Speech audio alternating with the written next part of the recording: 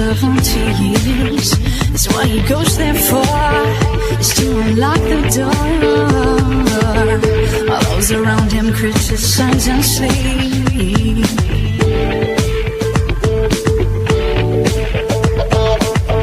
And through a fractal on a breaking wall, I see you, my friend, and touch your face again.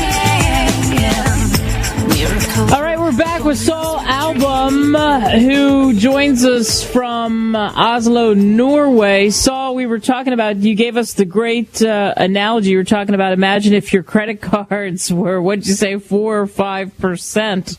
There'd be a revolt, the rest of us paying however much, whether it's 12% or 13%. Are you kidding? There'd be war in the streets. Yeah. And if you had low interest rate and I doubled it or I tripled it, your listeners would really be in trouble.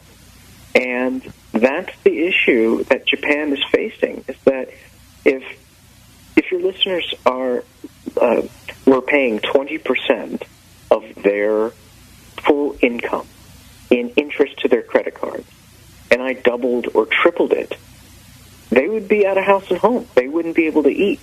And that's the problem that Japan is facing right now, is that they're paying only 1%, maybe 2% on some cases, for their credit card debt. And eventually the world is going to catch on, and they're going to have to go to international creditors. Their Social Security system won't be able to handle it. Their population has already started to decline, Kate. They already are starting to have more and more folks over the age of 65. Kate, in Japan, 30%, or is it 35% of folks in Japan are over the age of 65. Wow. They built their society that's not sustainable. So there's going to be a huge reckoning. Now, how do we play this? A lot of folks are going to do the widowmaker trade, where they try to profit from the Japanese bonds having problems and defaulting like in Greece. But I don't think that's going to happen, at least for a long while, is they're going to print the money. They're going to do the same thing that our Federal Reserve does, and the same thing Greece is going to have to do because they have too much debt, which is the same thing you and I would do if we had printing presses. Yeah, exactly. which if you want to go buy that Lamborghini or Ferrari, okay, it just works another day. But for the rest of us, we have to work. But the rest of us, or for the rest of these countries, they just print the money. And as politicians, it's too easy, it's too tempting. You don't have to raise taxes. You just selfily print the money. The Federal Reserve calls it QE or Twist or all these different names. So that's what we're going to see. So a good way to take advantage over the long run is you're going to see a rise in the stock markets and the Nikkei. And then you'll see a crack up. It's called a crack up boom. So you'll crack up, and then they'll have these problems, and then it'll be big inflationary bust. And that's what I'm seeing. But we have some time, so your listeners out there will have time to take a look and when to get in. And it's just not yet. Of course, we're still going to be talking about it once the focus starts moving over to Japan. Just like the laser focus was on Greece for a year or two, then it kind of moved over to Italy, now Spain. So we still have time to save up and purchase little bits here and there. Yeah, there you go. I thought an interesting piece that you sent me was we talk about unemployment, and you say for the first time this is huge, the majority of U.S. unemployed, is this right, Saul, have some college education? Yes, that's right. There's 9 million that were put out of unemployed in April, okay? And 4.7 had gone to college or graduated, and 4.3 had not. So in the first month, this is the first month it's ever happened, it was better to be a lowly blue-collar worker than to be college educated. And to add insult to injury, Kate, remember that only 30%, or depending on what statistic you read, or 28% of folks have gone to college or have a college degree. So that really magnifies it. So if only 28-30% of your population has gone to college, and the majority of them were unemployed in April, well, what does that say about your education system? Yeah, what does that say? Yeah, you're right. Okay, so it's a case that we've been hammering here on ATN too, which is the whole education college system's got to be reformed. Another good note is another congratulations out to Americans is now officially there's 100 million folks in the United States without jobs. So we've now hit the record of unemployment in our brand new Obama. I don't want to get political, but our brand new what do you say? It's a 2012 recovery. So another congratulations. So again, things are still tough out there, and I'll be really interested to see how your listeners are getting by, Kate, with Willis, and see if they're seeing any type of recovery or if it's still tough for them. Yeah, I think it's tough for a lot of people. I think it's very, very, very tough. Another thing that you threw just for fun out to me, and I thought this was interesting, is who is the world's richest woman now? Yeah, so it's not Kate, everyone, believe it or not. Hardly. Yeah, right. Yeah, okay, and it's certainly not Mrs. Albom, which she wishes was. No, she doesn't wish was the case. Okay, anyway, but Gina Reinhardt.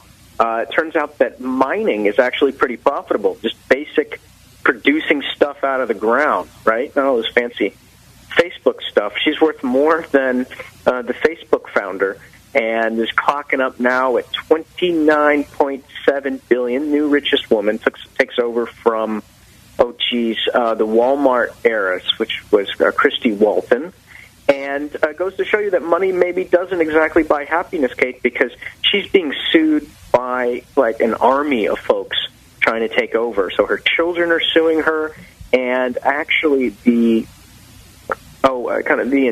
native people of Australia are suing her too for more royalties. So she's apparently $29.7 billion.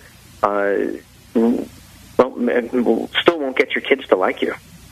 I like that. Still won't get your kids to like you. Boy, $29.7 billion. That's crazy. That is an amazing amount of money. And like you said, money, though, doesn't matter because look at the problems that she's having. Yeah, that's right. That's right. So, maybe lesson learned is if you do get all that money, maybe, spread it a little bit or spread it better. I don't know. Have kids that don't sue you. No kidding. I like that. Have kids that don't sue you. Saul, you were terrific. Thanks so much for coming on again and talking about all these things, mixing it up with us in a couple of different directions when it comes to numbers. And we'll just wait and see what happens to Facebook. Who knows? Maybe it falls through the floor next week. Yeah, and Kate, thanks. It's real quick. I own a small social network, and it's just so hard to make money from social networks. You people out there never click on the Facebook ads. It's just never. They don't click on my ads either on my social network. So that's one of the reasons why we're not sure how Facebook is going to make all that money and all that growth. People don't click on the ads. We don't understand. It's like when the internet came out 10, 15 years ago with eyeballs. How do you value that? How do you value the people clicking and checking in and showing their likes? We don't know exactly yet. So maybe they're sitting on a huge gold mine, but that remains to be seen. Yeah, absolutely. Saul, thanks. Say hi to your wife for us, and we'll talk to you again in a couple of weeks. You got it, Kate. Bye-bye. All right, interesting stuff from Saul Albom talking about everything from Facebook, and he's right. He never recommended it. It's down 25%, and a lot of people were downplaying Facebook, and they were right about that. As Saul says, you just don't know where social networking is going to go because how do you make the money from social networking? How do you get people to click on the ads? And ads are what make the world go round, and people, buy or don't buy or whatever. And with the internet, it's still the Wild West in a sense. So tagged at 38, down to 34. Who knows if it goes lower or not? but down 25% in less than a week. That's absolutely incredible. Mark Zuckerberg, the guy behind Facebook, sold 30.2 million shares. His price was $37.58, and the money he made, $1.13 billion. $1.13 billion. Oh my, oh my.